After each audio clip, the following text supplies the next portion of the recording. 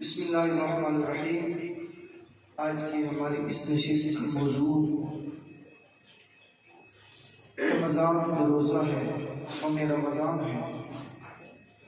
اللہ رب العزت نے قرآن کریم میں فرمایا یا ایھا الذین آمنوا کتب علیکم الصیام کما کتب علی الذین من قبلکم لعلکم تتقون۔ اے ایمان والو، تم پر روزے فرض کیے گئے ہیں جس طرح تم سے پہلے لوگوں پر فرض کیے گئے تھے تاکہ تم متقی بن جاؤ۔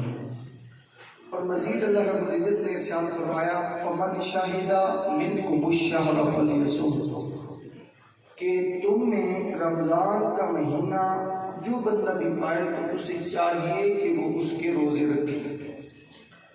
حدیث پاک کی روشنی میں اگر دیکھا جائے تو پہلے شروعات کا احاطہ ہونا اور شروعاتی معلومات ہونا یہ ضروری ہے۔ یہ حدیث پاک جو بخاری شریف کی جلد اول میں ہے، مسلم شریف کی بھی جلد اول صفحہ نمبر 32 پہ ہے، سنن ترمذی شریف کی جلد دوم صفحہ نمبر 85 پہ، اور سنن نسائی کی جلد دوم صفحہ نمبر 267 پہ ہے، اور مشکات شریف کی صفحہ نمبر 12 پہ یہ حدیث پاک موجود ہے۔ حضرت اسلام والسلام نے فرمایا، حضرت ابن عمر رضی اللہ عنہ بیان کرتے ہیں، رسول اللہ صلی اللہ علیہ وآلہ وسلم نے فرمایا اسلام کی بنیاد 5 چیزوں پر رکھی گئی ہے۔ فرمایا اس بات کی گواہی دینا کہ اللہ کے سوا کوئی عبادت کے لائق نہیں، ایک، اور دوسری چیز محمد صلی اللہ علیہ وآلہ وسلم اللہ کے نبی اور رسول ہیں، یہ دوسری، اور تیسری نماز قائم رکھنا، چوتھا زکوٰۃ ادا کرنا، اور 5 ہے وصوم رمضان، ماہ رمضان کے روزے رکھنا۔ یہ اسلام کے بنیادی 5 رکن ہیں جو اللہ رب العزت نے امت محمدی پر ضروری کر دیے ہیں، اور یہ جو 5 چیزوں پر ایمان ہے یہ بندے کو یہ جو مسلمانوں کی لسٹ ہے یا احاطۂ مسلمین ہے اس میں داخل کر دیتی ہے۔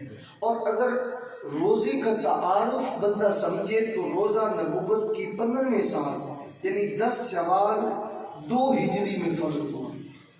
اولاً صرف ایک روزہ یعنی عاشورہ کے دن کا روزہ فرض ہوا، سب سے پہلے صرف عاشورہ کا روزہ فرض ہوا، اور پھر یہ منسوخ ہو کر ہر چاند کی 13ویں تاریخ، 14ویں اور 15ویں کے یہ 3 روزے فرض کیے گئے۔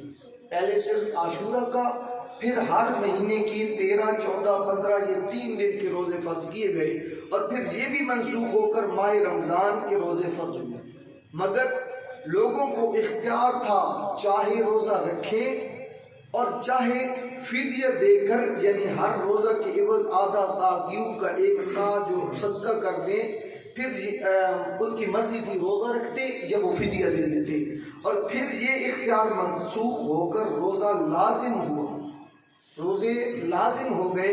مگر یہ پابندی رہی کہ رات کو سونے سے قبل جو کچھ سحری کرنے کی کر کے سوتا بندہ، صبح سحری کرنے کی اجازت نہیں ہوتی تھی پہلے شروعات میں۔ پھر یہ حکم بھی منسوخ ہوا، پھر یہ چیز باقی رہی کہ رمضان کے سارے مہینے میں رات کے وقت بندہ مباشرت نہیں کر سکتا تھا، بیوی سے جماع اور مستری نہیں کر سکتا تھا۔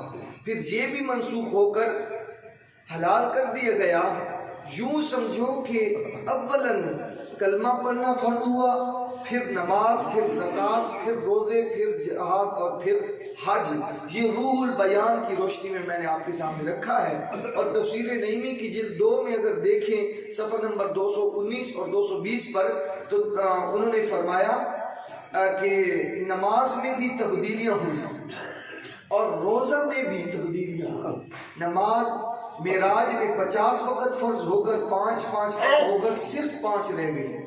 پھر اولاً ہر وقت میں 2 فرض تھی۔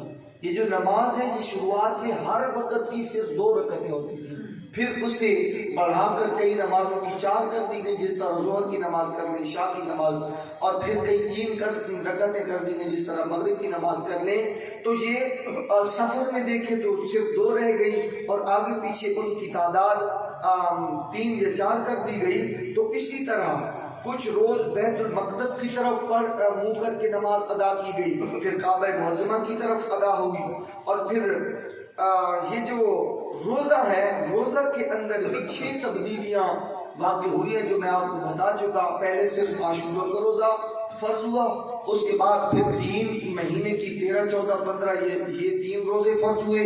اس کے بعد پھر جس کی مرضی ہوتی وہ روزے رکھتا اور جس کی مرضی ہوتی وہ فدیہ دے کر آزاد ہو جاتا۔ اس کے بعد جو تھا وہ پابندی تھی کہ رات کو سونے سے پہلے سحری کر کے سونا ہے۔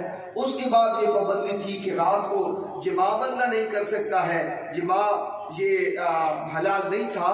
اور یہ ساری چیزیں جو ہیں، یہ 6 جو تبدیلیاں ہیں، یہ شروع سے لے کر یہاں تک ایک لوگوں جو آدھا سا دے کر صدقہ کر کے وہ بھی روزہ کی جگہ اپنا فدیہ دے کر روزہ کی جگہ وہ فدیہ دے دیتا تھا، تو یہ بھی اس کی طرف سے ادا ہو جاتا تھا۔ یہ 6 چیزیں جو ہیں یہ روزہ کے اندر تبدیلی واقع ہوئی۔ اور پھر اس کے بعد رمضان شریف کی حقیقت کا پتہ احادیث مبارکات سے چلتا ہے۔ یہ تو ہمیں کنفرم ہو گیا کہ اللہ کی طرف سے یہ روزے فرض کیے ہوئے ہیں۔ یا ایھا الذین آمنوا کتب علیکم الصیام، اے ایمان والو تم پر روزے فرض کر دیے ہوئے ہیں۔ کتب علیکم، تم پر لکھ دیے گئے ہیں، تمہارے نام لکھ دیے گئے ہیں، تم نے ضرور ان کی ادائیگی کرنی ہے۔ تو جو ایمان والا ہوگا وہ روزے حالت صحیحہ میں ضرور رکھے گا، چونکہ رب نے اسے حکم فرما دیا ہے۔ اور پھر احادیث مبارکات کی روشنی میں اگر روزہ کی حقیقت دیکھنی ہو تو وہ احادیث پاک کی روشنی میں ملتی ہے۔ صحیح مسلم شریف کی جلد اول صفحہ نمبر 346 اور مشکات شریف کی 173 صفحہ پر یہ حدیث پاک موجود ہے۔ حضرت ابو ہریرہ رضی اللہ عنہ روایت کرتے ہیں کہ رسول اللہ صلی اللہ علیہ وآلہ وسلم نے فرمایا، جب رمضان المبارک کا مہینہ آتا ہے تو جنت کے دروازے کھول دیے جاتے ہیں، جہنم کے دروازے بند کر دیے جاتے ہیں۔ یہ خاص رمضان المبارک کو رب نے یہ اعزاز بخشا ہے، یہ ایسا ماہ مقدس ہے، اور ان روزوں کو رب نے یہ توفیق بخشی ہے، یہ قوت بخشی ہے کہ یہ جب آتے ہیں تو جنت کے دروازے ان کے آنے سے کھل جاتے ہیں، دوزخ کے دروازے بند کر دیے جاتے ہیں۔ اور پھر شیاطین، کائنات کے اندر شیاطین جتنے بھی ہیں رب انہیں قید فرما دیتا ہے۔ اب اگلی حدیث پاک سن کے ایک نتیجہ اخذ کرنا چاہتا ہوں۔ صحیح بخاری شریف کی جلد اول صفحہ نمبر 255 اور مشکات شریف کی صفحہ نمبر 173 پہ یہ حدیث بھی موجود ہے کہ حضرت ابو ہریرہ رضی اللہ عنہ نے فرمایا، روایت کرتے ہیں حضرت ابو ہریرہ رضی اللہ عنہ روایت کرتے ہیں، نبی کریم صلی اللہ علیہ وسلم نے فرمایا، جب رمضان المبارک کا مہینہ آتا ہے تو آسمان کے دروازے کھول دیے جاتے ہیں اور جہنم کے دروازے بند کر دیے جاتے ہیں اور شیاطین کو زنجیروں سے جکڑ دیا جاتا ہے۔ اور پھر ہم ترمذی شریف کی جلد اول میں صفحہ نمبر جو ہے وہ 86 پہ دیکھیں، مشکات شریف کی صفحہ نمبر 173 پہ دیکھیں تو نبی کریم صلی اللہ علیہ وسلم نے ارشاد فرمایا، یہ بھی حضرت ابو ہریرہ رضی اللہ عنہ راوی ہے کہ آقا اسلام نے ارشاد فرمایا، جب ماہ رمضان کی پہلی رات آتی ہے نا تو شیاطینوں اور سرکش جنوں کو بیڑیاں پہنا کر جکڑ دیا جاتا ہے۔ جتنے بھی شیطان اور جن ہے سرکش، انہیں بیڑیاں پہنا کر جکڑ دیا جاتا ہے اور جہنم کے دروازے بند کر دیے جاتے ہیں، اور ان میں سے کوئی دروازہ کھولا نہیں جاتا اور جنت کے سارے دروازے کھول دیے جاتے ہیں، اور بس ان میں سے کوئی دروازہ بند نہیں رہتا، بند نہیں کیا جاتا، جنت کے دروازے سارے باہر کھلے جاتے ہیں۔ اور ایک ندا دینے والا پکارتا ہے، ایک آواز دینے والا پکارتا ہے، اے طالب خیر آگے آ، اے شر کے متلاشی رک جا، اور اللہ تعالیٰ کئی لوگوں کو جہنم سے آزاد کر دیتا ہے، اور یہ سارا سلسلہ ماہ مبارک ماہ رمضان کی ہر رات کو ہوتا ہے۔ اب سوچنے کا یہ مقام ہے کہ رمضان المبارک میں اگر کوئی آگے پیچھے کوئی مسئلہ ہو تو ہم شیطان کے متھے لگا دیتے ہیں، شیطان کے ساتھ ڈال دیتے ہیں کہ شیطان نے وہ جی شیطان غالب ہو گیا تھا، اس نے یہ کام کر دیا۔ تو سوچنے کا مقام یہ ہے کہ خدا تعالیٰ کے حبیب جن کا فرمان خدا ہے قول محمد قول خدا، فرمان نہ بدلا جائے گا، عقل اسلام کا فرمان خدا کا فرمان، تو محمد عربی نے فرمایا شیطان اور سارے شریر جن یہ جکڑ دیے جاتے ہیں۔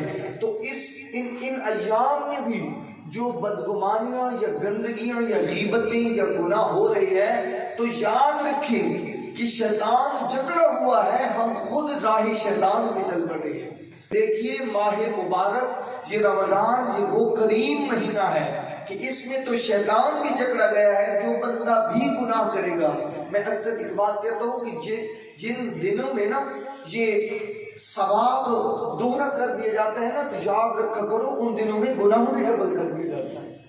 ان دنوں میں یہ نہ سمجھے بندہ کہ ہر صرف اور صرف ثواب ہی ملتا ہے۔ اور پھر المعجم الاوسط اور شعب الایمان اور مجموع الزوائد، 3 کتابوں میں یہ بات موجود ہے۔ حضرت عمر بن خطاب رضی اللہ عنہ روایت کرتے ہیں، رسول اللہ صلی اللہ علیہ وسلم نے ارشاد فرمایا، ماہ رمضان میں اللہ تعالیٰ کا ذکر کرنے والا بخش دیا جاتا ہے، اور اس ماہ میں اللہ تعالیٰ سے مانگنے والا کبھی نامراد نہیں ہوتا، کبھی بھی نامراد نہیں کیا جاتا، بلکہ جو بھی مانگتا ہے اللہ اسے مراد اس کی پوری کر دیتا ہے۔ اور پھر یہ سنن نسائی جلد نمبر 1 صفحہ نمبر 299 اور مشکات کے صفحہ نمبر 173 پہ یہ بات موجود ہے۔ حضرت ابو ہریرہ رضی اللہ عنہ روایت کرتے ہیں، رسول اللہ صلی اللہ علیہ وآلہ وسلم نے ارشاد فرمایا، تمہارے پاس ماہ رمضان آیا، یہ مبارک مہینہ ہے، اللہ تعالیٰ نے تم پر اس کے روزے فرض کیے ہیں، اس میں آسمانوں کے دروازے کھول دیے جاتے ہیں اور جہنم کے دروازے بند کر دیے جاتے ہیں اور شیاطین جکڑ دیے جاتے ہیں، اس میں ایک ایسی رات ہے جو 1000 مہینوں سے افضل ہے، جو 1000 مہینوں سے افضل ہے، جو اس کے ثواب سے محروم ہو گیا سو وہ محروم ہی ہو گیا، جو بھی اس کے ثواب سے بھی معلوم ہو گیا وہ معلوم ہی رہا۔ اور پھر صحیح مسلم شریف کی جلد اول میں اور ترغیب و ترہیب میں یہ بات موجود، حضرت ابو ہریرہ رضی اللہ عنہ روایت کرتے ہیں کہ نبی کریم صلی اللہ علیہ وسلم نے فرمایا، 5 نمازیں اور ایک جمعہ سے لے کر دوسرے جمعہ پڑھنا، 5 نمازیں پڑھنا یعنی 5 نمازوں ایک سے دوسری تیسری نماز کا جو درمیان کا وقت ہے، اور ایک جمعہ سے دوسرے جمعہ تک جو درمیان کا وقت ہے، اور پھر فرمایا ایک رمضان سے دوسرے رمضان کے روزے رکھنا، ان کے درمیان ہونے والے گناہوں کے لیے یہ ایک دوسرے کے لیے کفارہ بنتا ہے۔ کس وقت تک؟ جب تک بندہ ان کے درمیان کوئی گناہ کبیرہ نہیں کرتا ہے۔ ایک نماز پڑھی، ایک نماز سے دوسری نماز تک، دوسری نماز سے تیسری تک، اسی طرح ایک جمعہ سے دوسری جمعہ تک، اور اسی طرح المختصر کے ایک رمضان شریف کے مہینے کے روزوں سے اگلے رمضان کے روزوں تک بندہ جب تک بڑا گناہ نہ کرے، یہ درمیان کا جو فاصلہ ہے، یہ رمضان کے روزے اگلے روزوں تک اور اگلے روزے پچھلے روزوں تک درمیان کے سارے گناہوں کا کفارہ بن جاتا ہے۔ یہ کتنی بڑی نعمتیں ہیں کریم آقا کی امت پر۔ اور حضرت جابر بن عبداللہ رضی اللہ عنہ سے روایت ہے، رسول اللہ صلی اللہ علیہ وسلم نے ارشاد فرمایا، میری امت کو ماہ رمضان میں 5 تحفے ملے ہیں۔ کتنے تحفے ملے ہیں جی؟ 5 تحفے ملے ہیں۔ فرمایا یہ ایسے تحفے ہیں جو میری امت سے پہلے کسی نبی کو بھی نہیں ملے۔ یہ میں حدیث پاک بیان کر رہا ہوں، میں پہلے حوالہ دے دوں، یہ الترغیب والترہیب جلد 2 صفحہ نمبر 92 پہ موجود ہے، اور شعب الایمان کی جلد نمبر 7 صفحہ نمبر 211 پہ یہ حدیث پاک موجود ہے کہ آقا علیہ الصلوۃ والسلام نے فرمایا، میری امت کو ماہ رمضان میں 5 تحفے ملے ہیں جو اس سے پہلے کسی نبی کو نہیں ملے۔ فرمایا پہلا یہ ہے کہ جب رمضان المبارک کی پہلی رات آتی ہے نا، تو اللہ تعالیٰ میری امت کی طرف نظر رحمت فرما دیتا ہے، اور پھر جس پر اس کی نظر رحمت پڑ جائے اسے کبھی عذاب نہیں دے گا، میرے کبھی بھی اسے عذاب نہیں دے گا۔ یہ پہلی جو نعمت ہے امت محمدی پر۔ فرمایا دوسرا جو انعام ہے وہ یہ ہے کہ شام کے وقت روزے دار کے منہ سے جو بو آتی ہے نا، اللہ رب العزت کے نزدیک وہ بو کستوری کے خوشبو سے بھی زیادہ محبوب ہوتی ہے۔ ایک بندہ ہے، اس کے اندر مادہ ہے، میدا رکھا ہوا ہے، گندگی اگلتا ہے، وہ بدبو دیتا ہے، وہ بدبو آتی ہے روزہ کی وجہ سے، رب کو وہ بدبو بھی اتنی محبوب ہو جاتی ہے کہ رب فرماتے ہیں کستوری سے بھی وہ مجھے اچھی لگتی ہے۔ تو سوچو روزہ دار خود رب کو کتنا اچھا لگتا ہے۔ یہ تو ایک بو کی بات ہے نا۔ اور تیسرا انعام کریم آقا نے فرمایا فرشتے ہر دن اور ہر رات روزے دار کے لیے بخشش کی دعا کرتے ہیں۔ یہ بھی انعام ہے محمد عربی کی امت پر۔ اور چوتھا انعام فرمایا یہ کہ اللہ تعالیٰ اپنی جنت کو حکم دیتا ہے کہ میرے بندوں کے لیے تیاری کر لے اور مزین ہو جاؤ، تاکہ وہ دنیا کی تھکاوٹ سے میرے گھر اور میرے دار رحمت میں پہنچ کر تجھ میں آرام حاصل ہو۔ جنت کو تیار فرما دیتا ہے رب۔ اور پھر پانچواں جو انعام امت محمدی پر ہے وہ یہ ہے، کریم آقا نے فرمایا جب آخری رات ہوتی ہے نا رمضان کی مبارک کی آخری رات ہوتی ہے تو ان سب کی بخشش کر دی جاتی ہے جو رمضان کے روزے رکھ چکے ہوتے ہیں۔ پھر ایک صحابی نے عرض کی کیا یہ شب قدر میں ہوتا ہے؟ تو کریم آقا صلی اللہ علیہ وسلم نے فرمایا نہیں، کیا تم نہیں جانتے ہو کہ جب مزدور اپنے کام سے فارغ ہو جاتے ہیں تو اس وقت انہیں پوری مزدوری دیتی ہے۔ یعنی بندہ جب رمضان کے روزے مکمل کر لیتا ہے نا تو اللہ رب العزت یہ امت محمدی کے ہر فرد پہ یہ چیزیں اسے عطا فرما دیتا ہے۔ جب رمضان المبارک کا یہ رحمتوں اور برکتوں بھرا یہ مہینہ ختم ہوتا ہے اس وقت اللہ رب العزت یہ چیزیں امت محمدی کے افراد کو عطا فرما دیتا ہے۔ اللہ رب العزت ہم سب کو فکر آخرت کرنے کی توفیق عطا فرمائے اور کما حقہ ہم سب کو یہ ماہ رمضان المبارک کی برکتیں اور رحمتیں سمیٹنے کی توفیق عطا فرمائے۔